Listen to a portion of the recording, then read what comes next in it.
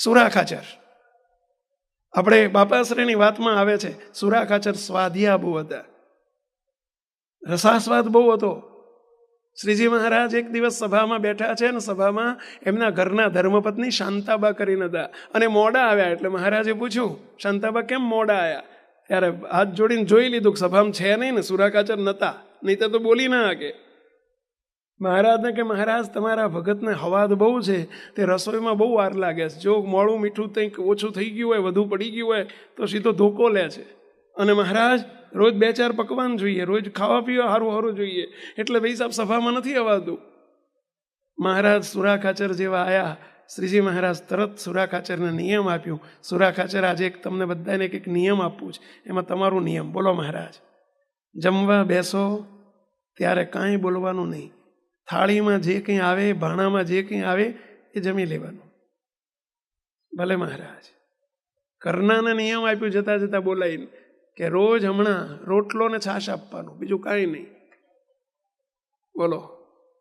ઓલા ચોરને કે ચોરી કરવા જજે, ઓલાને કે જાગતો રહેજે.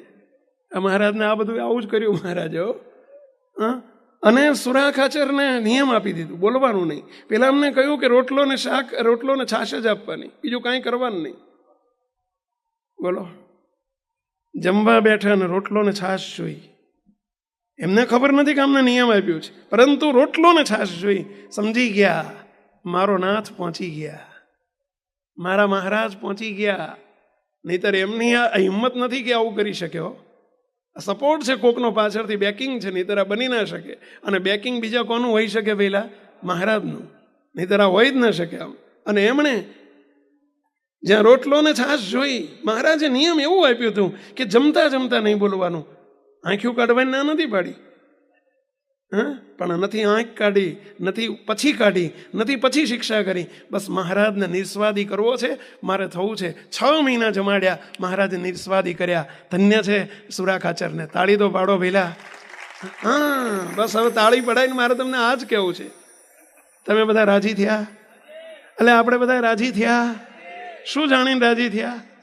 સુરા ખાચર મહારાજની મરજીમાં રહ્યા અને મહારાજનું ગમતું કર્યું, એનાથી મહારાજ કેટલા રાજી થયા હશે. આપણે રાજી થયા. શું રાજી થઈને સાંભળીને તાળી પાડીને છૂટા પડી જવાનું? આ ભક્ત કહેવાય, મુમુક્ષુ ના કહેવાય.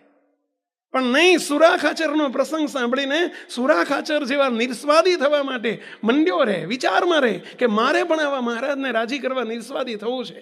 શ્રીજી મહારાજે માત્ર સુરા ખાચરને એકને નિસ્વાદી નતા કરવા, આપણને બધાને હવાદિયા રાખવા છે? ના, આપણને એવા જ નિસ્વાદી કરવા માગે છે. કારણ કે સુરા ખાચર જે મહારાજના હતા, આપણે એમના છીએ. બસ સુરા ખાચરનું જોઈને રાજી થાય, દાદા ખાચરનું રોજ જોઈને રાજી થાય. પર્વતભાઈ મહારાજે કહ્યું કે આ મારો વાલીડો આવ્યો, અને એમ કહીને મહારાજ બાથમાં ગાલીને મળે, વાલીડો શબ્દ વાપરે.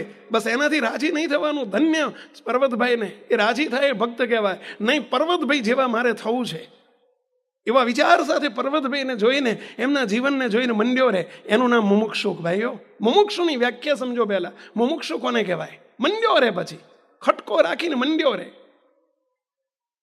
શ્રીજી મહારાજના કોઈ શબ્દ સાંભળવામાં આવે, મધ્યનું 33મું વચનામૃત, મહારાજ કે નિષ્કામી ભક્ત મને અતિશય વાલો છે.